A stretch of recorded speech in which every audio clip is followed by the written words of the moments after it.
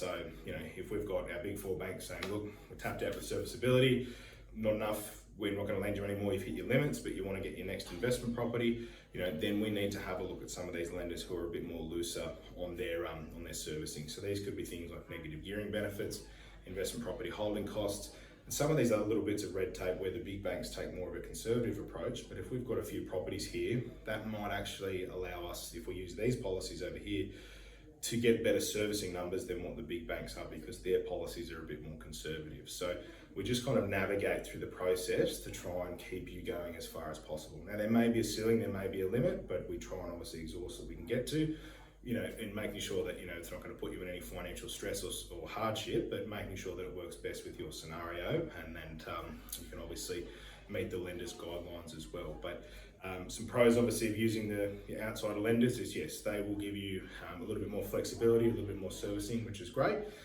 They may also have some policies which they may take an exception to. So sometimes our bigger lenders might not, take an exception to policy and they'll stay firm.